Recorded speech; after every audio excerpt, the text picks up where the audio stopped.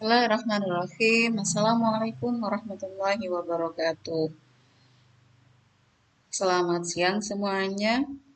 Untuk pertemuan kali ini kita akan membahas tentang materi peradilan Islam dan hikmahnya. Setelah sebelumnya kita membahas tentang materi jinayah dan pembunuhan, sekarang kita lanjut ke peradilan Islam dan hikmahnya. Nah, sebelum kita ke materi, kita akan membahas tentang tujuan pembelajaran terlebih dahulu.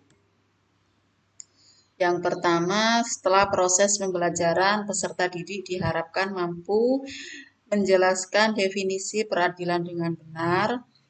Yang kedua, merinci syarat-syarat hakim, saksi, penggugat, dan tergugat secara tepat. Yang ketiga, mensimulasikan tata cara menentukan hukuman dengan tepat. Dan yang keempat, menyusun skenario praktik persidangan secara sistematis. Next, dalam pembahasan kali ini, kita memiliki peta konsep. Yang pertama, ada hakim. Di situ meliputi pengertian hakim, syarat-syarat hakim, macam-macam hakim, dan tata cara menentukan hukuman. Yang kedua, saksi. Meliputi pengertian saksi, syarat-syarat menjadi saksi, dan saksi yang ditolak. Yang ketiga, tergugat dan sumpah. Meliputi pengertian dan syarat-syaratnya. Yang keempat, penggugat dan alat bukti.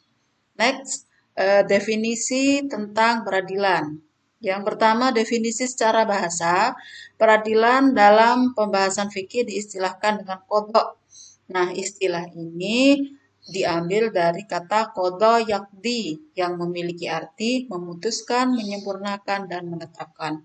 Sedangkan definisi secara istilah adalah suatu lembaga pemerintah atau negara yang ditugaskan untuk menyelesaikan atau menetapkan keputusan perkara dengan adil berdasarkan hukum yang berlaku.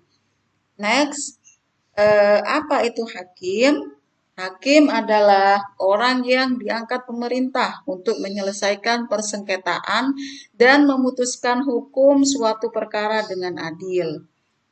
Selanjutnya ada syarat-syarat hakim. Di sini ada beberapa. Yang pertama beragama Islam, kemudian akil baligh, selanjutnya laki-laki, sehat jasmani dan rohani, merdeka, berlaku adil sesuai dengan prinsip-prinsip keadilan dan kebenaran, memahami bahasa Arab dengan baik, memahami hukum Al-Quran dan hadis, serta memahami ijma ulama, serta perbedaan-perbedaan tradisi umat. Next, ada saksi. Apa itu saksi? Saksi adalah orang yang diperlukan pengadilan untuk memberikan keterangan yang berkaitan dengan suatu perkara demi tegaknya hukum dan tercapainya keadilan dalam pengadilan.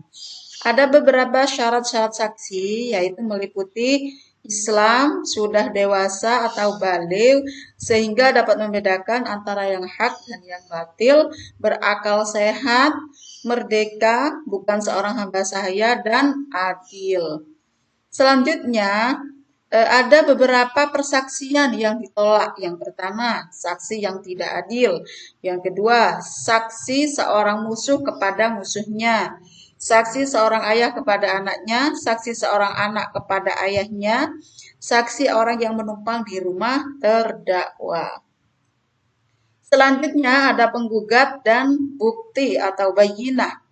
Nah, apa itu gugatan? Gugatan adalah materi yang dipersoalkan oleh kedua belah pihak yang terlibat perkara dalam proses peradilan.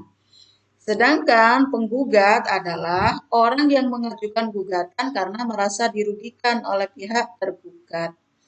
Adapun yang dimaksud dengan bukti atau bayyinah adalah segala sesuatu yang ditunjukkan oleh penggugat untuk memperkuat kebenaran dakwaannya. Next, ada tergugat dan sumpah. Jadi tergugat adalah orang yang terkena gugatan dari penggugat. Itu definisi dari tergugat.